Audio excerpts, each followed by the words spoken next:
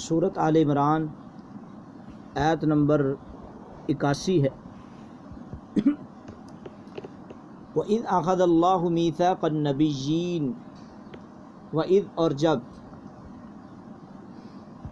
یاد کرو، اخذ اللہ تعالیٰ نے لیا، میثاق النبیین تمام نبیوں سے پختہ وعدہ، لما البتہ جو کچھ، آتیتکم میں تم کو دوں، من کتاب کتاب دوں، و حکمت اور حکمت، ثم جاءکم پھر آئے تمہارے پاس، رسول کوئی بھی رسول، مصدق جو تصدیق کرنے والا ہو، لما معکم اس چیز کی جو تمہارے پاس ہے، لتؤمنن بہ البتہ تم ضرور ایمان لانا اس کے ساتھ، ولتنصرنہ اور البتہ تم ضرور مدد کرنا اس کی۔ قالا تو اللہ نے فرمایا، کیا نبیو، اقررتم کیا تم اقرار کرتے ہو، واخذتم اور تم قبول کرتے ہو، علی ذالکم اس پر، اسری میرا عہد۔ قالو تو تمام انبیاء نے بیک زبان ہو کر اس بات کی طرف اشارہ کیا اور جواب دیا، اقررنا ہم نے اقرار کیا۔ قال تو اللہ نے فرمایا، فشہدوا اے انبیاء کی جماعت تم گواہ رہنا، وانا معکم من الشاہدین اور میں بھی تمہارے ساتھ گواہوں میں سے ہوں۔ تو اس میں نبی علیہ الصلوۃ والسلام کی ختم نبوت کے بارے میں دلیل ہے کہ امام کائنات جناب محمد رسول اللہ صلی اللہ علیہ وسلم دنیا میں آئے نہیں ہیں، تو اللہ نے پہلے ہی تمام انبیاء سے وعدہ لیا ہے کہ اے نبیوں کی جماعت، اگر میرا نبی محمد آ جائے تو کسی کی شریعت نہیں چل سکتی۔ تو جب نبی کی موجودگی میں انبیاء کی شریعت نہیں چل سکتی، تو اس آیت میں قادیانی جھوٹے اور کافروں مرتدوں کا یہاں رد ہو رہا ہے کہ ان کے مرزا غلام احمد قادیانی ملعون، اس کی بات کس طرح چل سکتی ہے۔ تو ان آیات سے مقصود اصل میں ایسے دلائل کی وضاحت ہے کہ جن سے رسول اللہ کی نبوت ثابت ہوئی، یعنی اللہ نے آدم اور ان کے بعد تمام انبیاء سے عہد لیا ہے، تو تمام نے اس بات کا عہد دے دیا ہے، اور اسر کسی چیز کے باندھنے زبردستی کے ہوتے ہیں، اور اسی لیے یعنی کہ بھاری بوجھ، تو تمام انبیاء نے اس بات کو مان لیا کہ ہم نبی علیہ الصلوۃ والسلام کی ختم نبوت کا اقرار کرتے ہیں، اور آقا علیہ الصلوۃ والسلام کے بعد جب بھی ہماری زندگی میں آ جائیں یا کسی کی شریعت چل رہی ہو تو ہم عہد کرتے ہیں کہ ہم نبی علیہ الصلوۃ والسلام کی ختم نبوت پہ عمل کریں گے۔ فمن تولی بعد ذلک فاولئک هم الفاسقون پھر جو اس کے بعد پھر جائے، فاولئک یہی وہ لوگ ہیں، هم الفاسقون جو کہ فاسق ہیں، نافرمان ہیں، یہی لوگ ہیں جو کہ یعنی کہ نافرمان لوگ ہیں۔ تو اس آیت میں اہل کتاب کو متنبہ کیا کہ تم رسول پر ایمان نہ لا کر دراصل عہد کی خلاف ورزی کر رہے ہو، جو تمہارے انبیاء نے عہد کیا، جو انبیاء نے ہوتا ہے انبیاء کے بعد والوں کا بھی وہ عہد ہے، یعنی کہ جو بڑے کی بات ہوتی ہے وہ باقیوں کی بھی ہوتی ہے، تو تم وعدے کو توڑ رہے ہو۔ تو آگے اللہ تعالیٰ فرماتے ہیں، افغیر دین اللہ کیا پس جو کوئی کیا افغیر کیا پھر سوائے دین اللہ اللہ کے دین کے، یبغون وہ اور دین تلاش کر رہے ہیں، وَلَهُ أَسْلَمَ حالانکہ اللہ اسی اللہ کے فرما بردار ہیں۔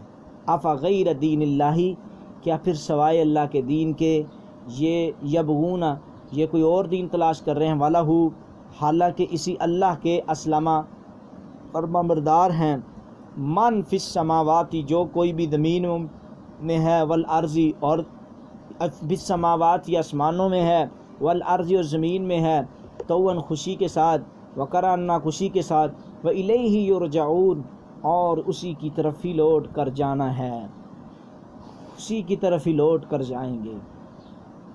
تو اس آیت میں اللہ تعالیٰ کہنا چاہتے ہیں کہ جب آسمان اور زمین کی ہر چیز، فرشتے، جن، انس، وہ تمام کے تمام اللہ نے ان کو پیدا کیا ہے، تو وہ سب اسی کے آگے سر جھکاتے ہیں، پھر اس کے آگے ہی وہ جھکتے ہیں، اسی کی بات کو مانتے۔ تم کیوں اللہ کے دین کے علاوہ کوئی اور دین تلاش کرتے؟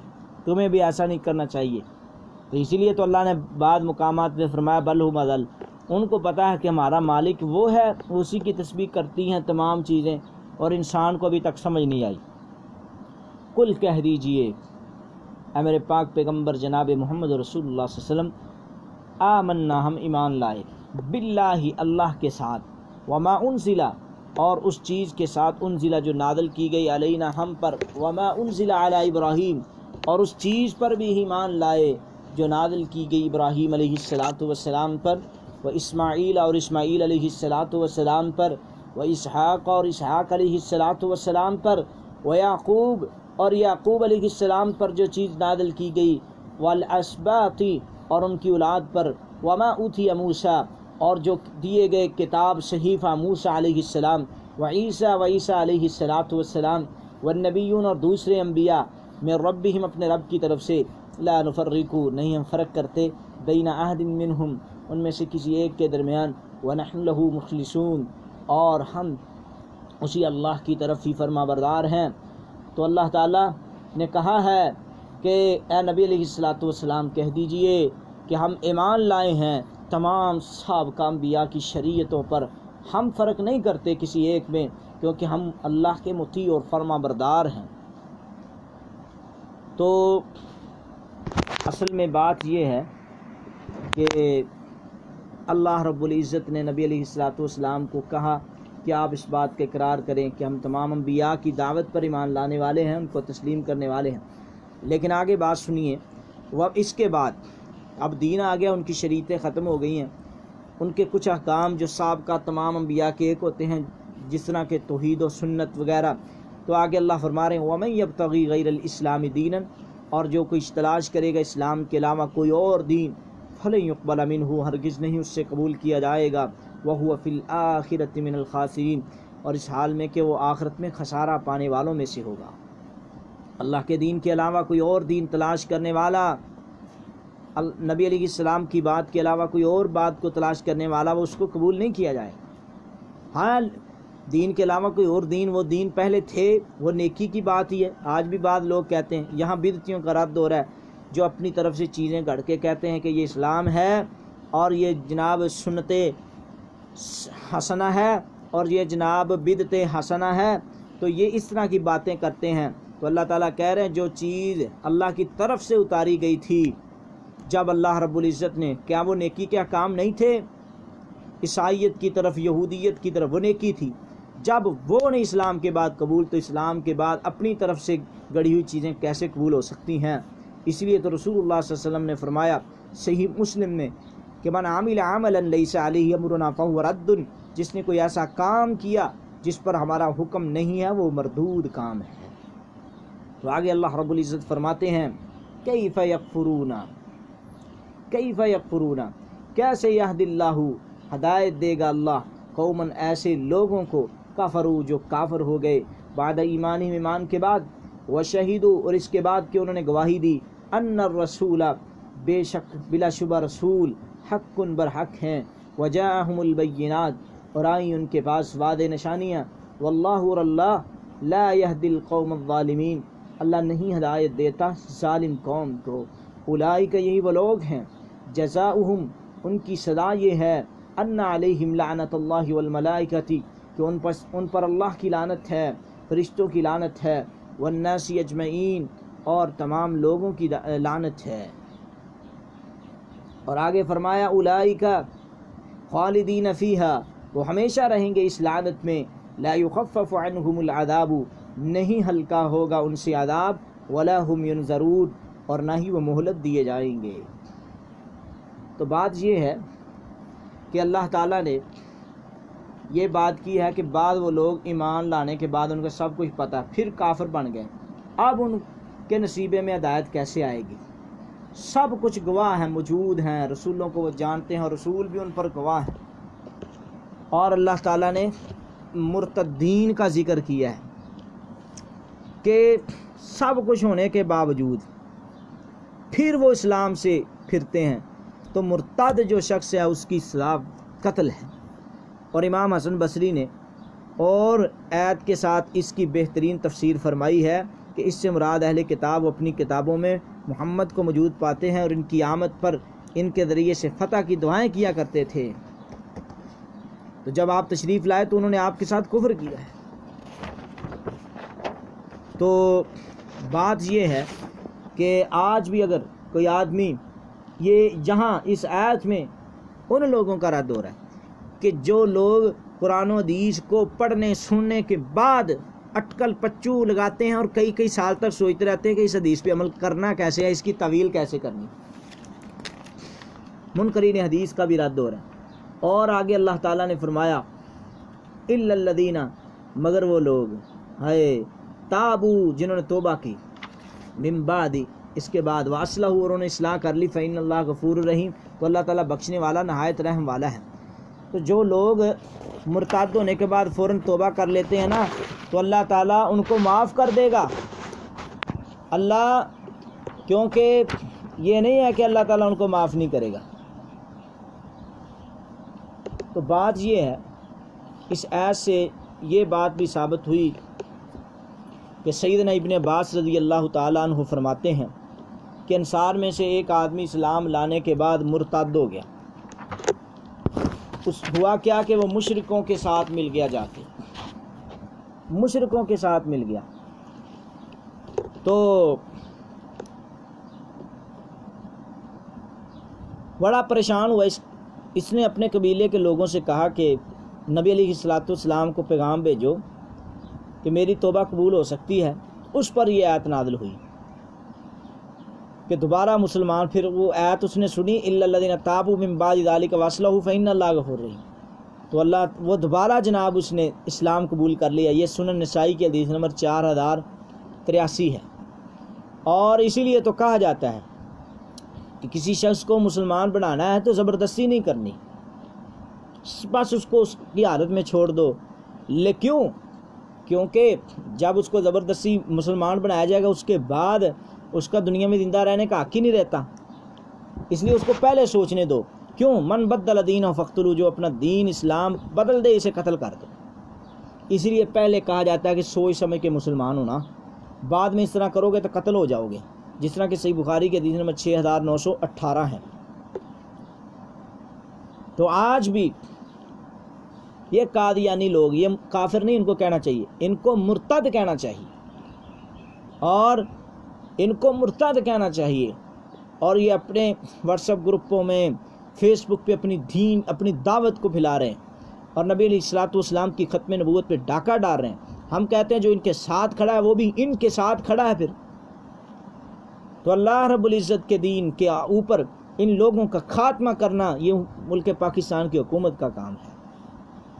تو آگے اللہ تعالیٰ فرما رہے ہیں ان الذین، بے شک وہ لوگ، کفروا، جنہوں نے کفر کیا، بعد ایمانہم، ایمان کے بعد، ثم ازدادوا کفرا، پھر کفر میں زیادہ ہو گئے، لن تقبل توبتہم، ہرگز نہیں قبول کی جائے گی ان کی توبہ، واولئک ھم الضالون، یہی لوگ گمراہ ہیں۔ اللہ اکبر۔ یعنی یہود پہلے اقرار کرتے تھے کہ یہ یقیناً نبی ہے، لیکن جب ان سے معاملہ ہوا تو منکر ہوئے۔ تو ایسے لوگ اس آیت کا مصداق ہیں، اقرار کیا انہوں نے، سمجھو، یعنی کہ وہ بھی مرتد ہیں جو مانے بھی اور پھر بھی نہ مانے۔ تو رسول اللہ صلی اللہ علیہ وسلم نے فرمایا ان اللہ یقبل توبۃ العبد ما لم یغرغر، اور یہودیو مان لو توبہ اس وقت تک ہے جب تک موت نہیں آ جاتی۔ ان الذین کفروا، بے شک وہ لوگ جنہوں نے کفر کیا، وماتوا ہم کفار، مر گئے اس حال میں کہ کفر کی حالت میں، فلن یقبل من عہدہم، ہرگز نہیں قبول کیا جائے گا ان میں سے کسی ایک سے، ملء الارض ذہبا، زمین کے براؤں کے برابر سونا، ولو افتدی بہ، اگر وہ فدیے میں دے دیں اللہ کے عذاب کے بدلے میں، اولئک لہم عذاب علیم، ان کے لیے دردناک عذاب ہوگا، وما لہم من ناصرین، اور نہیں ہوگی ان کی کوئی مدد، ان کی کوئی مدد نہیں ہوگی۔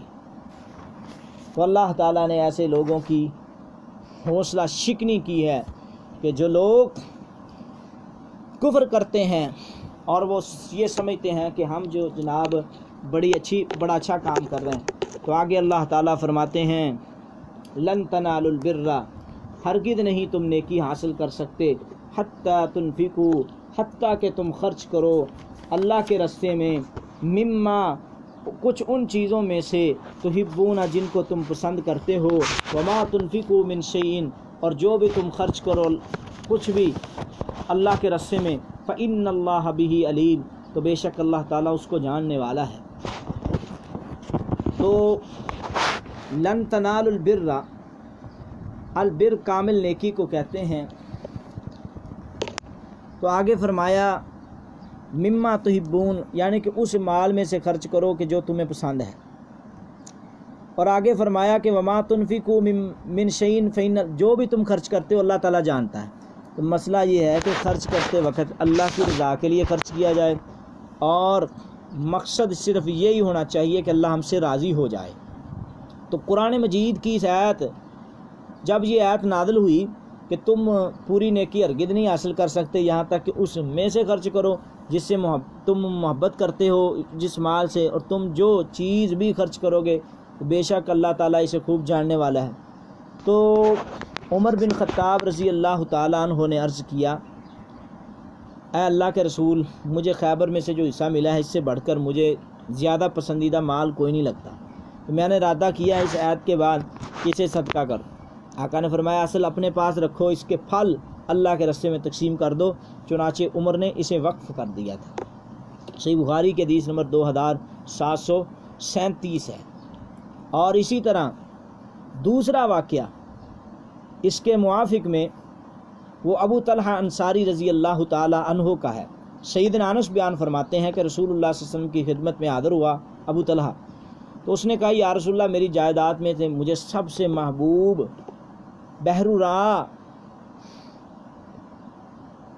بیروحہ باغ ہے جو بالکل مسجد نبی کے سامنے تھا، اور نبی صلی اللہ علیہ وسلم خود بھی اس میں پانی پینے کے لیے جایا کرتے تھے اور کھانے پینے کے لیے۔ تو اے اللہ کے رسول، اللہ نے فرمایا ہے کہ لن تنالوا البر حتی تنفقوا، سو میں بھی اللہ کے راہ میں صدقہ کرتا ہوں، اس کے اجر و ثواب کی امید رکھتا ہوں۔ تو آپ نے اس کے بارے میں جو فیصلہ کرنا ہے کر دیں، تو میں اللہ کے راستے میں خرچ کر دیتا ہوں۔ تو پھر اس اللہ کے بندے نے اس باغ کو اللہ کے راستے میں خرچ کر دیا تھا، پورے کے پورے باغ کو، اور مسجد نبوی کے سامنے باغ۔ تو آج ہمیں بھی چاہیے کہ صدقہ جو ہے مانا کل صدقۃ المال، صدقہ مال کا کم نہیں کرتا، اللہ کے راستے میں زیادہ سے زیادہ خرچ ہی کرتے رہنا چاہیے اور خرچ کرنا چاہیے۔ کل الطعام، ہر کھانا ہے، حل لبنی اسرائیل، حلال بنی اسرائیل کے لیے، الا مگر ما حرم اسرائیل، جو حرام کر لیا تھا یعقوب نے، اسرائیل نے، علی نفسی، اپنے نفس پر، من قبلی، اس سے پہلے، ان تنزل، یہ کہ نازل کی جائے، التورات، تورات، کل کہہ دیجئے فاتو بالتورات، تم لے آؤ تورات کو، فتلوہا، اس کو پڑھو، ان کنتم صادقین، اگر تم سچے ہو نا تو تورات لاؤ اور اس کو پڑھو۔ تو اس آیت میں، اوپر کی آیت میں رسول اللہ کی نبوت کے اثبات میں دلائل پیش کیے جا رہے ہیں اور اہل کتاب پر الزامات کیے گئے ہیں۔ تو اب یہاں ان کے شبہات کا وہ جواب ہے جو وہ آگ کی نبوت پر پیش کرتے تھے۔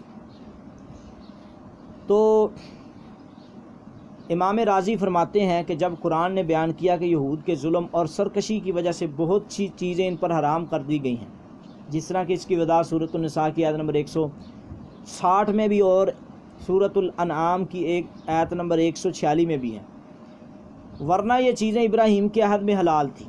تو یہود نے ان آیات کو جھٹلایا اور کہنے لگے یہ چیزیں تو ابراہیم کے وقت سے حرام چلی آئی ہیں، اس پر یہ آیت نازل ہوئی۔ اور بعض مفسرین نے اس آیت کے شان نزول میں یہ بات بھی لکھی ہے کہ یہود تورات میں نسخ کے قائل نہیں تھے، عیسیٰ کو بھی یہود نے اسی لیے جھٹلایا تھا کہ وہ تورات میں بعد حرام کردہ چیزوں کو حلال کرا دیتے تھے، اس لیے انہوں نے قرآن کے ناسخ اور منسوخ پر بھی اعتراض کیا۔ تو ان کے جواب میں یہ آیت نازل ہوئی کہ یہ نسخ تو خود تمہاری شریعت میں بھی ہے کہ جب تک تورات نازل نہیں ہوئی تھی تو کھانے کی تمام چیزیں تمہارے لیے بھی تو حلال تھی نا، جن میں اونٹ کا گوشت اور دودھ بھی شامل ہے۔ تو پھر یعقوب ارک النساء کے مرض میں مبتلا ہوئے تو انہوں نے صحت یاب ہونے پر بطور نظر اونٹ کا گوشت حرام قرار دے لیا تھا، بطور نظر اونٹ کا گوشت حرام قرار دیا۔ تو پھر جب تورات نازل ہوئی تو اس میں اونٹ کا گوشت اور دودھ حرام قرار دیا گیا۔ تو حلال کو حرام قرار دے لینے کی یہ نظر ان کی شریعت میں بھی جائز تھی، اور خود رسول اللہ نے بھی ایک واقعہ میں شہد پینے کو حرام قرار دیا تھا۔ تو یہ نظر نہ تھی، مگر گویا کہ یہ نظر نہ تھی، مگر قرآن نے اس قسم کی نظر اور حلال کو حرام کرنے سے منع فرما دیا، کفارہ مقرر فرمایا۔ تو تفصیل کے لیے آپ دے سکتے ہیں یا ایھا النبی لم تحرم ما احل اللہ لک۔ اور بعد نے لکھا ہے کہ یہود رسول اللہ صلی اللہ علیہ وسلم کی نبوت کے سلسلہ میں یہ اعتراض بھی کرتے تھے کہ یہ پیغمبر خود کو ملت ابراہیمی کے اتباع کا دعوے دار بناتا ہے اور اونٹ کا گوشت کھاتا ہے، حالانکہ یہ گوشت ملت ابراہیمی تو حرام تھا۔ ایک طرف کہتا ہے کہ میں ملت ابراہیم کی پیروی کرتا ہوں، ابراہیم علیہ السلام کے دور میں تو اونٹ کا گوشت حرام تھا۔ تو اس پر یہ آیت نازل ہوئی کہ تورات کے اترنے سے پہلے یہ تو سب چیزیں حلال تھی اللہ کے بندو، پھر ملت ابراہیم میں یہ کیسے حرام ہوئی؟ تو اگر تم اپنے دعوے میں سچے ہو تو تورات میں دکھاؤ، ورنہ اللہ تعالیٰ پر جھوٹ۔ یعنی کہ حضرت یعقوب علیہ السلام نے اونٹ کا گوشت اور دودھ اس لیے حرام کیا، ان پر بیماری آئی تھی، اس سے پہلے وہ کھاتے تھے۔ تو ابراہیم علیہ السلام اس سے پہلے کے ہیں، تو یہ کس طرح ہو سکتا ہے کہ ابراہیم علیہ السلام یہ نہیں؟ تو یہ جھوٹے دعوے تھے، اور نبی علیہ السلام پر ایسے ہی حجتیں قائم کی جا رہی تھی۔ تو مسند احمد میں سیدنا ابن عباس سے یہود کے رسول سے 4 سوال اور ان کے جواب مذکور ہیں۔ ان میں سے ایک یہ تھا، وہ کون سی چیز تھی جنہیں یعقوب نے تورات نازل ہونے سے پہلے اپنے لیے حرام قرار دے لیا تھا؟ تو آپ نے اس کا یہ جواب دیا کہ اسرائیل یعنی یعقوب جب سخت بیمار ہوئے تو ان کی بیماری بہت طویل ہو گئی، تو انہوں نے یہ نظر مانی تھی کہ اللہ انہیں اگر شفا دے گا تو وہ اپنے پسندیدہ کھانے اور پسندیدہ مشروب کو ترک کر دیں گے۔ تو ان کا پسندیدہ کھانا اونٹ کا گوشت اور پسندیدہ مشروب اونٹ کا دودھ تھا۔ تو یہ بات سن کر یہود نے تصدیق کی اور فرمایا کہ اے اللہ تو ان پر گواہ ہو جا۔ تو یہ مسند احمد کی حدیث نمبر 2518 ہے۔ تو یہ بھی لن تنالوا البر حتی تنفقوا کی مناسبت بھی اس سے ظاہر ہوئی ہے۔ تو بات یہ ہوئی کہ خلاصہ یہ ہوا بات کا کہ ہر کھانا بنی اسرائیل کے لیے وہ کیا تھا؟ حلال، مگر انہوں نے اسرائیل نے اپنے نفس پر خود حرام کیا۔ اس کی 2 کیفیت ہے، بیماری کی وجہ سے، یا پھر وہ کہ میں اگر ٹھیک ہو گیا تو پھر یہ کام نہیں کروں گا۔ تو یہاں یہ بات ثابت ہوئی کہ ابراہیم علیہ السلام کے دور میں کہاں سے حرام ہو گیا؟ تو یہ یعقوب علیہ السلام کے دور میں حلال تھا۔ تو اللہ تعالیٰ نے اس بات کی طرف ہی تو اشارہ کیا۔ تو آگے فرمایا قل کہہ دیجئے صدق اللہ، سچ کہا اللہ تعالیٰ نے، فاتبعوا ملت ابراہیم حنیفا، تم پیروی کرو ملت ابراہیم کی، وما کان من المشرکین، وہ مشرکوں میں سے نہیں تھے۔ تم تو شرک کرتے ہو، تو ملت ابراہیم کی پیروی کرو، وہ تو مشرک نہیں تھے۔ اور آگے فرمایا ان اول بیت، بے شک پہلا گھر، ان بے شک اول بیت پہلا گھر، وضع للناس جو مقرر کیا گیا لوگوں کے لیے، للذی وہ ہے، ببکہ جو مکہ میں ہے، مبارکن اور جو بڑی برکت والا ہے، وہدن اور ہدایت ہے اس میں، للعالمین تمام جہانوں کے لیے، فیہ آیات بینات اور اس میں کئی نشانیاں ہیں، واضح، مقام ابراہیم اور اس میں مقام ابراہیم ہے، ومن دخلہ جو اللہ کے حرم میں داخل ہو گیا کان آمن امن میں ہے، وللہ علی الناس اور اللہ کے لیے ہے لوگوں پر، حج البیت بیت اللہ کا حج کرنا، من استطاع الیہ سبیلا جو کوئی استطاعت رکھے اس کی، ومن کفر اور جس نے کفر کیا، فإن اللہ غنی تو اللہ تعالیٰ بے پرواہ ہے، عن العالمین تمام جہانوں کے لوگوں سے۔ تو اللہ تعالیٰ تمام جہانوں کے لوگوں سے غنی ہے۔ تو بات یہ ہے کہ ان اول بیت، یہ آیت بھی اللہ نے کیوں نازل کی ہے؟ یہ یہودیوں کا دوسرا جو انہوں نے اعتراض کیا تھا کہ اے نبی، پہلا اعتراض کہ آپ تو ابراہیمی نہیں ہیں، ابراہیمی تو ہم ہیں۔ دوسرا اعتراض کہ آپ ابراہیمی نہیں ہیں، ابراہیم نے تو شام کی طرف ہجرت کی اور ان کی اولاد میں سے تمام انبیاء شام میں ہوئے، اور ان کا قبلہ بھی بیت المقدس میں تھا، اور مسلمانوں نے اس قدیم قبلے کو چھوڑ کر کعبہ کو بنا لیا، تو یہ ملت ابراہیم کے کیسے پیروکار ہو گئے؟ تو قرآن نے بتایا کہ دنیا میں سب سے پہلا عبادت خانہ تو کعبہ ہے، جو کہ مکہ میں ہے، جسے اللہ نے شرف قبولیت بخشا ہے۔ تو اس پر بہت واضح دلائل ہے، کہ جن میں سے ایک دلیل یہ ہے کہ دور جاہلیت سے یہ محترم چلا آ رہا ہے، کسی کے باپ کا قاتل بھی اس میں داخل ہو جائے تو وہ بھی یعنی کہ مقدمہ درج نہیں کرتا اور بدلہ لیتا۔ اور یہ بات اصل میں بیان کرنی تھی، یہ نبی تو ملت ابراہیمی ہی ہے، کیونکہ اس کے بانی جو ہے بیت اللہ کے بانی وہ کون ہے؟ ابراہیم ہے۔ اور یہ کہ یہی ابراہیمی قبلہ ہے، کیونکہ بیت المقدس کی تعمیر تو کعبۃ اللہ سے 40 برس بعد ہوئی ہے، تو اصل میں پہلا یہی گھر ہے۔ تو ابو ذر رضی اللہ تعالیٰ عنہ بیان فرماتے ہیں کہ میں نے رسول اللہ سے سوال کیا کہ اللہ کے رسول، روئی زمین میں سب سے پہلے کون سی مسجد بنائی گئی؟ تو آپ نے فرمایا مسجد حرام۔ پھر پوچھا کون سی؟ پھر آقا نے فرمایا مسجد اقصی۔ پھر پوچھا کہ دونوں کی درمیان مدت کتنی ہے؟ تو آقا نے فرمایا 40 سال۔ تو یہ اس سے بھی ثابت ہوا کہ مسجد حرام پہلے کی ہے، اور اس کی عبادت اور اس کے بانی بھی حضرت ابراہیم علیہ السلام بھی ہیں۔ تو نبی علیہ السلام نے ادھر منہ کر کے نماز پڑھی ہے، تو اس کا مطلب یہ ہوا کہ امام کائنات جناب محمد رسول اللہ ابراہیمی ہے۔ تو اس اعتراض کا بھی جواب ہو گیا۔ تو یہ بخاری کی حدیث نمبر 3366 ہے۔ اور آگے اللہ تعالیٰ نے فرمایا وَلِلَّهِ عَلَى النَّاسِ حِجُّ الْبَيْتِ، اور لوگوں پر ہے بیت اللہ کا حج کرنا۔ تو اسلام کی 5 بنیادیں ہیں، ان میں سے ایک حج کرنا بھی ہے، جس طرح بخاری کی حدیث نمبر 8 ہے۔ اور ہر باقل عاقل مسلمان جو کعبۃ اللہ تک پہنچنے کی استطاعت رکھتا ہو، عمر میں ایک مرتبہ اس پر حج کرنا فرض قرار دیا گیا ہے، جس طرح کہ مسلم کی حدیث نمبر 1337 ہے۔ اور من استطاع الیہ سبیلا، حج کس پر فرض ہے؟ جو اس کی طاقت رکھتا ہے۔ تو استطاعت کی تفسیر حدیث میں زاد راہ سواری بھی شامل ہے، اور استطاعت کے مفہوم میں پرامن ہونا اور رستے میں کسی قسم کا خطرہ نہ ہونا، یہ چیزیں بھی شامل ہیں۔ اور استطاع الیہ سبیلا میں اگر کوئی عورت جا رہی ہے تو محرم کی بھی شرط ہے۔ وہ کیسے؟ سیدنا ابن عباس رضی اللہ تعالیٰ عنہ فرماتے ہیں، خثم قبیلے کی ایک عورت آئی، اس نے پوچھا یا رسول اللہ کا اپنے بندوں پر جو فریضہ حج ہے وہ میرے والد پر اس حال میں آیا ہے کہ وہ بہت بوڑھا ہے، سواری پر جم کر بیٹھ نہیں سکتا، تو کہ میں اس کی طرف سے حج کروں؟ تو فرمایا ہاں، یہ حجۃ الوداع کی بات تھی، فرمایا کرو۔ تو اس طرح اگر کسی صاحب پر حج فرض ہے، سستی کی وجہ سے رہ گیا، فوت ہو گیا، تو اس کی وراثت میں سے حج کیا جائے گا۔ ابن عباس بیان فرماتے ہیں کہ رسول اللہ نے فرمایا فقد اللہ فہو حق بالقضاء، اللہ کا قرض ہے، اس کو ادا کرو، کیونکہ وہ پورا کیے جانے کا زیادہ حقدار ہے، جس طرح کہ صحیح بخاری کی روایت ہے، حدیث نمبر 6699 ہے۔ تو آگے اللہ تعالیٰ نے فرمایا ومن کفر فإن اللہ غنی عن العالمین، اور جس نے اس حج سے انکار کیا وہ اصل میں ہے مسلمان ہی کوئی نہیں ہے۔ تو یعنی کہ استطاعت ہونے کے باوجود جو آدمی حج نہیں کرتا، امام ابن کثیر اسماعیلی سے صحیح سند کے ساتھ امیر المومنین عمر سے بیان کرتے ہیں کہ جو شخص حج کی طاقت رکھے اور پھر حج نہ کرے تو اس پر برابر گناہ ہے کہ وہ نصرانی ہو کر مرے یا عیسائی ہو کر مرے یا یہودی ہو کر مرے۔ اسلام، نبی علیہ السلام کو اس کی کوئی پرواہ نہیں ہے اسلام، تو جو طاقت رکھتا ہے اسلام لانے کے باوجود پھر نہیں حج کرتا تو اس کو اپنی خیر کرنی چاہیے۔